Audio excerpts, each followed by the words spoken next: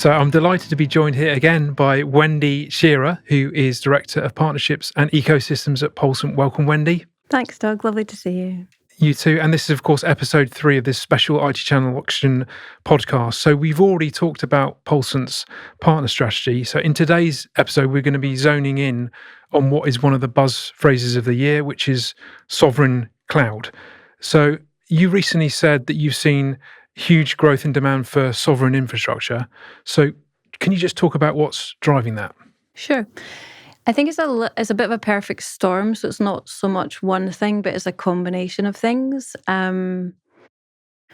Obviously, from a sort of geopolitical landscape perspective, it's quite shaky at the moment, quite uncertain.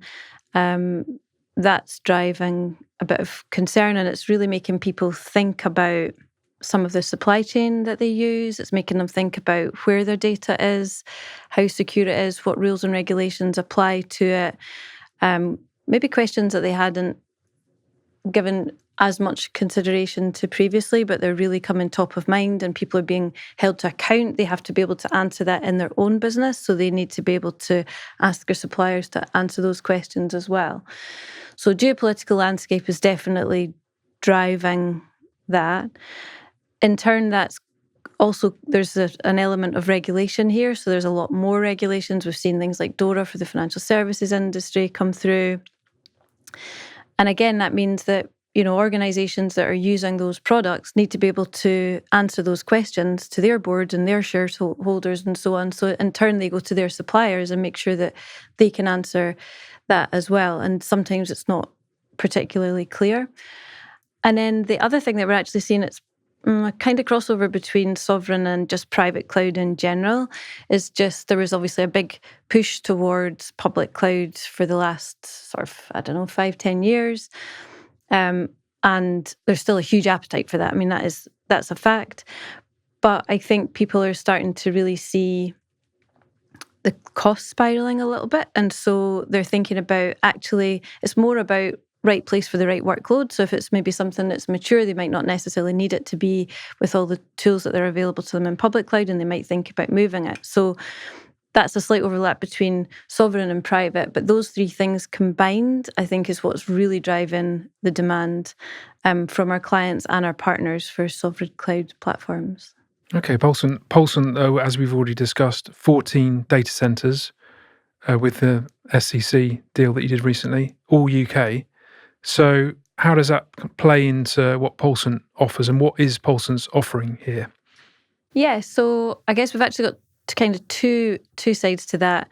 We have our own sovereign private cloud platform, which is then built in 3 of our UK-owned and operated data centers. So for us, it's actually really easy for us to give that assurity to people because we own and operate the data centers. We have our private cloud platform sitting in 3 of them. So they literally know where their data is being stored and processed. The other angle that we have is the partner ecosystem that we're building out. So yes, we have our own sovereign cloud platform, but we also have lots of cloud providers building solutions on our digital infrastructure as part of our ecosystem. And what we're finding is that people are differentiating how they're building that out. So some people might be based on one particular hypervisor. There's one, player in the market at the moment who's being quite disruptive. So we're seeing a lot of people really think about the hypervisor that they're choosing, and then they're differentiating for that. We also see people create sovereign cloud solutions for particular verticals. So maybe for healthcare, for example, where they have to be very sure about where that data is owned and processed. Also, other providers who just differentiating maybe based on performance. So really, we've now got an ecosystem of sovereign cloud providers, because that was the basis of creating a partner program, was to offer people choice. So they can come and use our sovereign cloud. That's absolutely available for them. But then also being able to open that out and extend to other more niche sovereign cloud providers just gives more choice.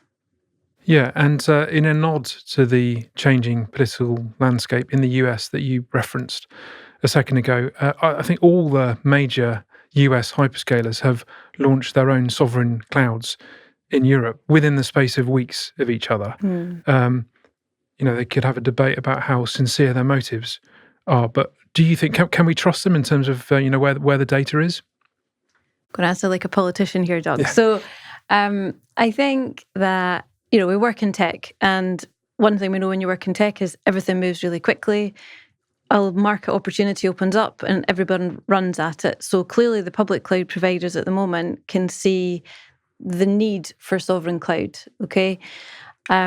It's not really for me to say whether they can be trusted or not, but what I would probably say is it's actually about complexity and transparency. So I think their public clouds, which are global, are really complex fabrics for them to be able to sort of own and operate, which then makes it more difficult for them to be transparent and be able to give that 100% guarantee that your data is owned and operated in a particular place.